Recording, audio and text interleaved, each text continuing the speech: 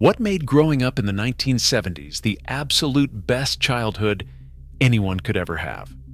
Riding backwards in station wagons with no seatbelts? Saturday morning cartoons that actually mattered? Recording your favorite songs off the radio onto a cassette tape? If you lived through it, you know exactly what we're talking about. It was a decade of freedom and experiences that have disappeared forever. So join us as we explore 25 things about growing up in the 1970s that would shock kids today. Before airbags and mandatory seatbelt laws, there was the family station wagon. These weren't just cars. They were rolling playgrounds with fake wood paneling on the sides and enough room in the back to fit half the neighborhood. Kids would pile into the cargo area with zero restraints, bouncing around like pinballs every time Dad hit the brakes. And if your wagon had that magical rear-facing third-row seat, the one that flipped up from the floor so you could stare at the cars behind you through the back window, you were living the dream. You'd make faces at strangers, wave at truckers, and feel like absolute royalty. No tablets, no headphones, just you and your siblings fighting over who got the good spot. The vinyl seats would stick to your legs in summer, but none of that mattered. Somehow we all survived. Kids today will never understand the sacred ritual of covering your school textbooks with brown paper bags. Those hardcover books belonged to the school, and you'd better return them in decent condition or face the librarian's wrath. So every September, families would pull out old grocery bags from the kitchen drawer. You'd lay the book flat, measure out the paper, fold it carefully around the covers, and tape it down with clear Scotch tape. But the real magic happened after that. Those plain brown covers became blank canvases. You'd scribble your name in big bubble letters, draw band logos, Led Zeppelin symbols, or KISS in block letters, doodle hearts and stars, or plaster it with stickers. By June, that book cover had more personality than the textbook underneath. Shopping in the 70s came with a reward system that feels almost mythical now. SNH Green Stamps. Every time your mom checked out at the register, the cashier would hand over a sheet of these little perforated green stamps. Then came the fun part. You'd bring them home and lick the back of each stamp and press it into the redemption booklet. It was like collecting baseball cards, but instead of trading for a Mickey Mantle rookie, you were saving up for a toaster or a set of drinking glasses. The stamps had a slightly sweet glue on the back, and your tongue would feel fuzzy after licking too many. Once you filled enough books, you'd flip through the thick redemption catalog and pick out your prize. Kids today swipe a digital rewards card. We earned our toaster one lick at a time. If you thought making a phone call in the 70s was private, think again. Many families had what was called a party line. That meant you shared a single phone line with your neighbors. You'd pick up that heavy rotary receiver, hoping to call a friend, only to hear Mrs. Henderson already deep into a conversation about her cat's vet visit. You couldn't interrupt. You had to wait your turn. And if you did get the line, you'd better make it quick, because someone else might need it. Even if your family had a private line, privacy was still tough. That curly phone cord might stretch 15 feet if you really pulled on it. So if you wanted to talk without your family listening, you'd have to duck into the hallway closet and whisper your secrets surrounded by winter coats. The music of the 70s wasn't background noise. It was everything. The Bee Gees had you spinning under a glittering disco ball in platform shoes and bell-bottoms. Led Zeppelin made you feel invincible, cranking up Stairway to Heaven until your parents yelled at you to turn it down. Stevie Wonder and Marvin Gaye brought soul that moved something deep in your chest. And if you wanted to own that music, you had to buy vinyl records. You'd slide the record out of its cardboard sleeve, careful not to touch the grooves.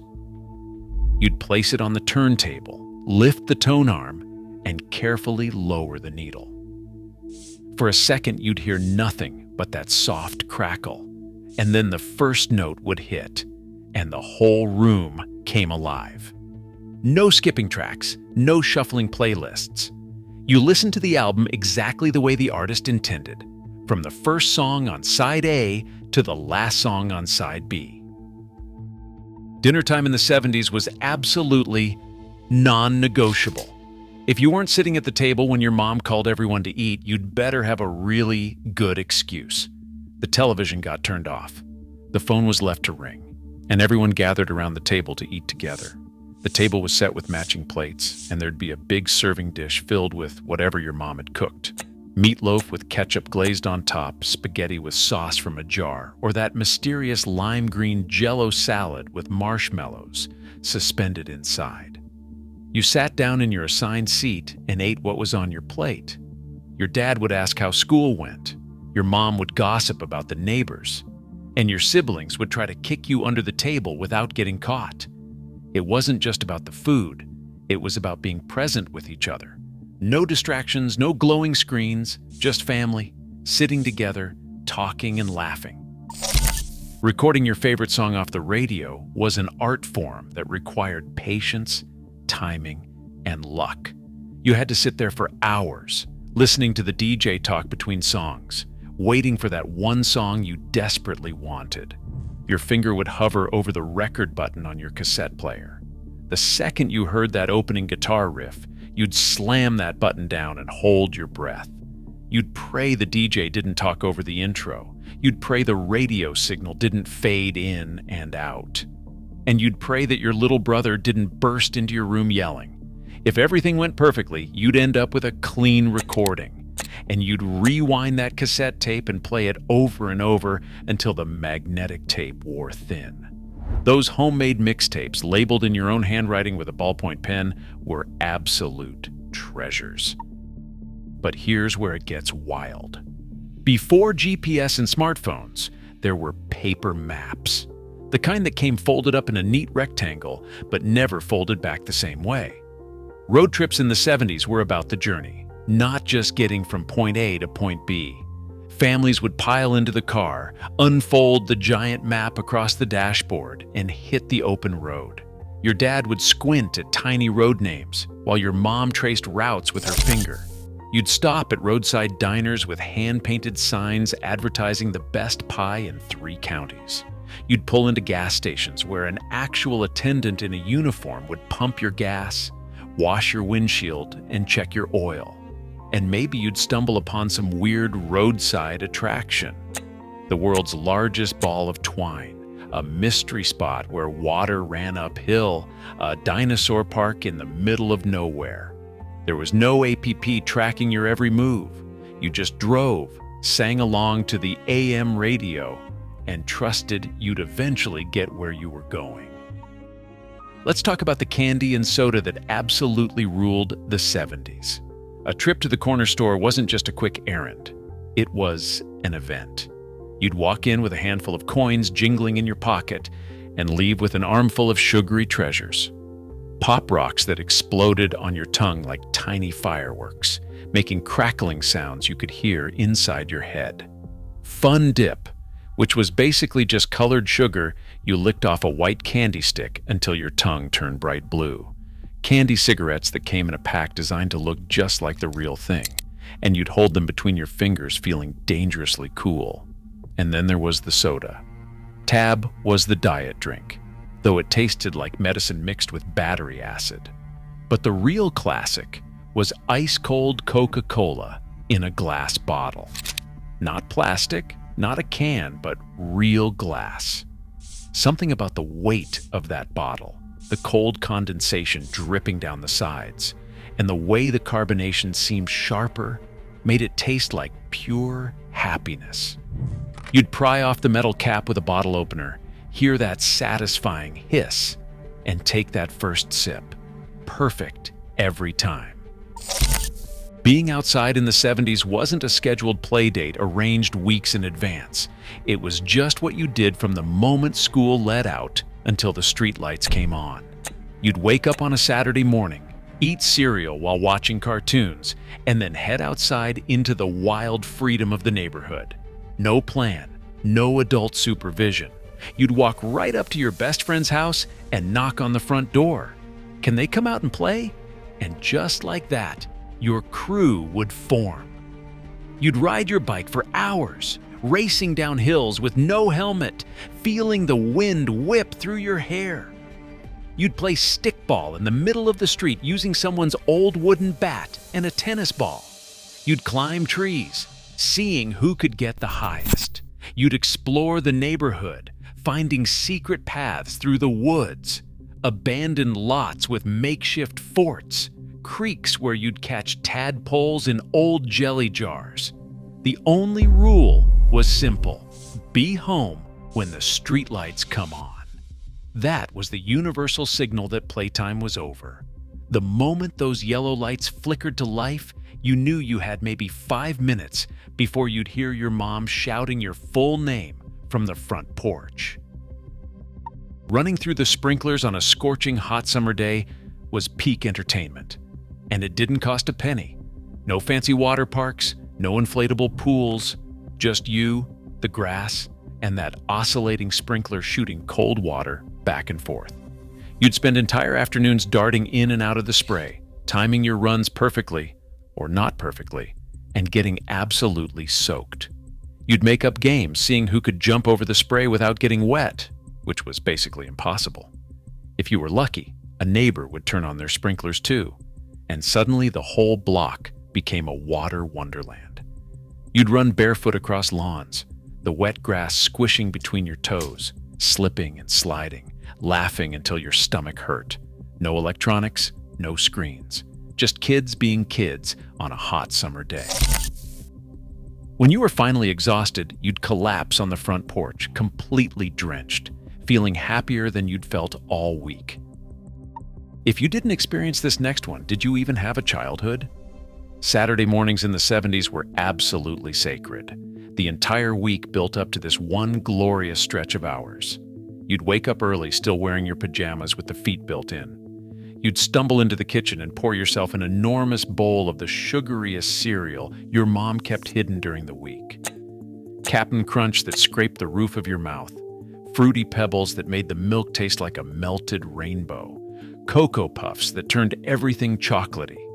Then you'd plant yourself cross-legged on the carpet about 3 feet from the television screen, bowl balanced on your lap. Scooby-Doo solving mysteries with Shaggy. The Flintstones driving around in their foot-powered stone car. Super Friends with Superman, Wonder Woman, and Aquaman saving the world every week. Bugs Bunny outsmarting Elmer Fudd. These weren't just shows. They were events you couldn't miss. There was no streaming service, no pause button. If you missed Saturday morning cartoons, you missed them. And the cereal was pure sugar in a bowl. By the time you finished, the milk at the bottom was almost syrupy. If you needed to make a phone call and you weren't at home, you had to find a payphone. And once you found one, usually a glass booth on a street corner or outside a gas station, actually making the call wasn't simple. You had to have the right change. A dime was all you needed for a local call in most places during the 70s. You'd slide it into the coin slot, hear that satisfying metallic clink, and then pick up the heavy black receiver and listen for the dial tone. You'd spin the rotary dial, your finger fitting into the little holes for each number. If you ran out of time mid-conversation, you'd hear beeps warning you to add more money. And if you didn't have another dime, the call would just cut off. Long-distance calls were even worse. You'd watch your dimes and quarters disappear as the operator's voice cut in asking for more money every few minutes. And if the payphone ate your dime without connecting, tough luck. No refunds, just you, standing there staring at a broken phone, out 10 cents. Malls in the 70s weren't just places to buy things. They were the social center of the entire town. You'd make plans to meet up with your friends at a specific entrance because there were no cell phones to coordinate. Then you'd wander through stores like Spencer's, with its black light posters and lava lamps, trying on clothes you had no intention of buying. You'd grab a soft pretzel covered in big chunks of salt, or an orange Julius, that weird creamy orange drink. And then, the main event, you'd head to the arcade. The arcade was tucked into a corner of the mall, and you could hear it before you even saw it. Flashing lights, electronic beeps and buzzes, the clatter of pinball machines. Rows of pinball machines line the walls, each one with its own theme. You'd slam the flippers, trying to keep that silver ball in play as long as possible, watching your score climb higher. Getting a high score meant your three initials went up on the screen for everyone who played after you to see. That was bragging rights that lasted for weeks. Monday Night Football in the 70s wasn't just another game on TV. It was a cultural phenomenon. People would gather around their television sets like it was a national holiday. Snacks spread out on the coffee table. Everyone claiming their favorite spot on the couch or the floor. The announcers were legends. Howard Cosell with his distinctive voice, turning every play into high drama. Frank Gifford and Don Meredith rounding out the crew, their chemistry making you feel like you were hanging out with friends who just happened to be calling a football game. Every touchdown felt monumental. Every controversial call would spark debates that lasted the entire week at school and work. And that theme music, that iconic Monday Night Football theme, got everyone hyped up the second it started playing. Even if you weren't a huge football fan, you watched because everyone watched. It brought communities together. No second screens, no scrolling through your phone during commercials. You sat there, you watched the game, you yelled at the TV, and you talked about it non-stop the next day. What happened next would be completely illegal today. Kids in the 70s had a level of freedom that seems almost impossible to imagine now.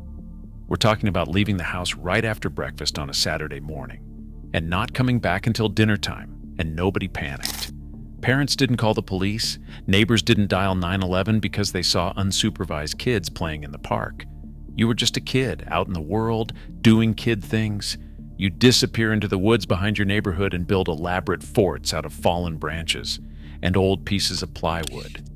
You'd ride your bike miles away from home to places your parents didn't even know existed, crossing busy streets and taking shortcuts through alleys.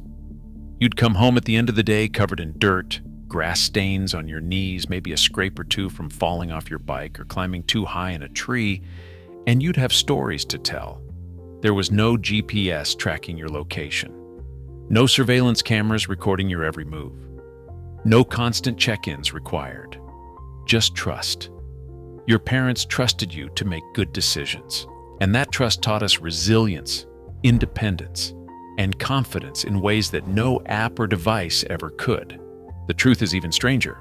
It wasn't that parents didn't care. They cared deeply, but they understood that part of growing up meant taking risks and making mistakes and learning from them without a safety net catching you every time. Scraped knees that you washed out yourself with the garden hose.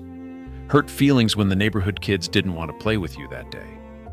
Failed experiments like trying to build a bike ramp that was way too steep and landing flat on your back. All of those moments were part of the process, and because we lived through those moments, we came out stronger. We learned to solve problems on our own without immediately running to an adult. We learned to navigate social situations and handle disagreements without needing mediation.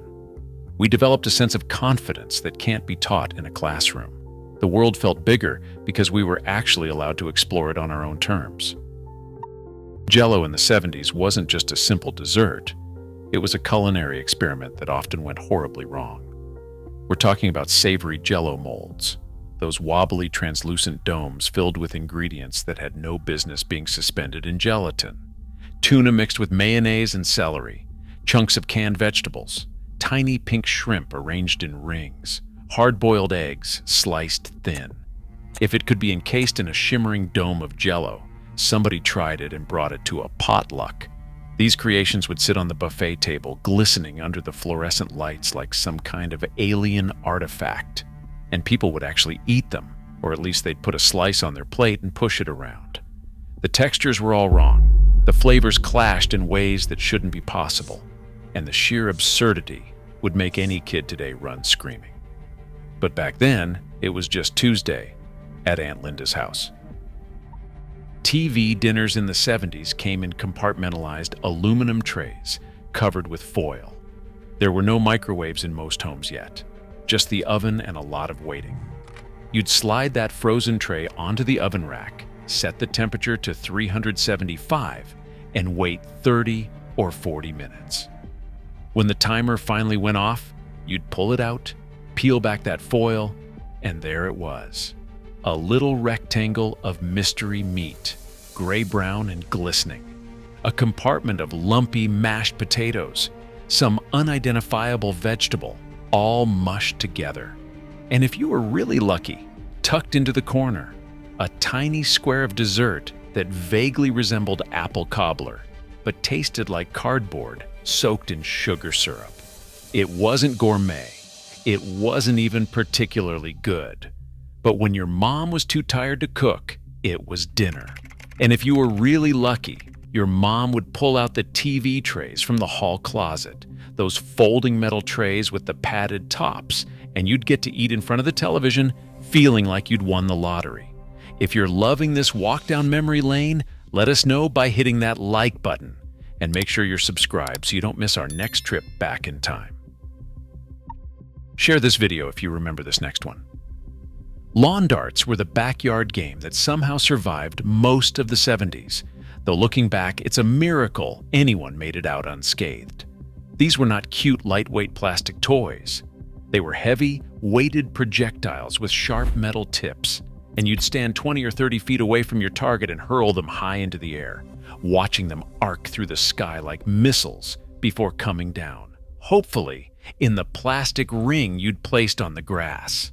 The goal was simple: toss your lawn dart and land it inside the scoring circle. But the reality was way more chaotic and dangerous. Lawn darts would sail through the air in unpredictable paths. And if you weren't paying attention, they'd come down right where you were standing, metal tip first. It was thrilling, in the way only genuinely dangerous things can be. And it was absolutely something that would never be approved for sale today. But in the 70s, it was just another Saturday afternoon activity. No helmets, no safety goggles, just kids and deadly flying objects having the time of their lives. The moment that truly shows what we've lost comes down to trust and community. In the 70s, if you got locked out of your house because you forgot your key, you didn't sit on the front steps panicking. You just walked over to a neighbor's house, knocked on their door, and asked if you could wait inside until your mom or dad got home. No questions asked, no suspicion. Mrs. Johnson or Mr. Peterson would just open the door, smile and wave you inside. They'd offer you a snack, maybe a glass of juice or some cookies from the jar on the counter. They'd let you sit on their couch and watch TV. And when your parents finally pulled into the driveway an hour later, they'd send you on your way with a friendly wave. There was an unspoken understanding that we were all in this together, that neighbors looked out for each other's kids because that's what you did. Today, that kind of trust feels almost impossible to imagine. We've built literal and figurative walls around our lives. But back then, those open doors made childhood feel safer and more connected, even without all the technology. Chewing gum in school was treated like you were smuggling contraband. Teachers had a zero-tolerance policy, and if you got caught with a piece of bazooka or bubble yum tucked in your cheek, the consequences were swift and embarrassing. You'd have to spit it out immediately, sometimes into the trash can at the front of the room while everyone watched, sometimes onto a tissue that the teacher would then tape to your desk as a warning. And if you really pushed your luck, sometimes onto a piece of paper that got stuck to the tip of your nose for the rest of class, while your classmates tried not to laugh. The humiliation was real. But that didn't stop us from trying. We'd sneak pieces of gum, unwrapping them as quietly as possible under our desks, chewing slowly and carefully, hiding the gum under our tongues whenever the teacher walked by. The thrill of not getting caught made it taste even sweeter. Kickball in the street was the neighborhood sport that brought everyone together. No sign-ups, no uniforms, no tryouts. Just a big red rubber ball and a bunch of kids ready to play. You'd use the manhole cover in the middle of the street as second base. Someone's driveway became home plate. A couple of parked cars marked the foul lines. And first and third base were whatever you could find: a wadded-up jacket, somebody's backpack, a piece of cardboard. Games would stretch on for hours, innings blurring together, teams getting reshuffled when someone had to go home for dinner. You'd play until it got too dark to see the ball anymore, until the streetlights flickered on and moms started appearing on front porches calling kids names. Everyone played. Big kids who could kick the ball clear over the Henderson's fence. Little kids who could barely make contact, but we let them stay on base anyway. The kid down the street who struck out every single time, but kept showing up because he loved being part of it. It didn't matter if you were good or terrible. Kickball brought the whole neighborhood together, and at dusk, a neighborhood game of kick the can was the best way to end the day. Everyone scattering to hide while one person counted, the sound of the can rattling down the street when someone finally made a break for it. If this brings back memories, drop a comment and tell us your favorite. The smell of mimeograph paper fresh off the machine is something kids today will never experience. Teachers would hand out worksheets and quizzes that were still slightly damp from the printing process, the paper covered in that distinctive purple ink. And what did we do? We'd take that paper and hold it right up to our faces and inhale deeply. It smelled strange, vaguely chemical, probably incredibly toxic, but we didn't care. That smell meant school, learning, pop quizzes, math problems, reading assignments. It was the official scent of education in the 70s, and one whiff would take you right back to your desk in Mrs. Anderson's third grade class. Bottle cap collections were an actual thing kids cared about and traded like currency. You'd collect metal caps from glass soda bottles, Coke, Pepsi, 7-Up, Dr. Pepper, Orange Crush, each one with its own unique design stamped on the inside. You'd keep them in a shoebox or a coffee can, organizing them by brand or by color. Some kids would trade rare caps with their friends, negotiating deals like they were swapping baseball cards. You'd use them for games too, lining them up on the sidewalk and flicking them with your fingers to see whose would go the farthest, or you'd stack them and try to knock down your opponent's tower. Every brand had a different design, and finding a weird or limited edition cap from some regional soda company felt like striking gold. It didn't cost anything except drinking the soda. It required no batteries, no instructions, no adult supervision. Just simple childhood fun that kept you entertained for hours. The 70s gave us a childhood that can't be repeated. We had freedom that kids today can't imagine. We had real face-to-face friendships built on showing up at each other's houses and knocking on doors. We had memories that still make us smile 40 years later. Kids today have their own advantages, we know that. Technology that connects them to the entire world. Information at their fingertips. Opportunities we never dreamed of. But they'll never know what it felt like to record a song off the radio and get it perfect.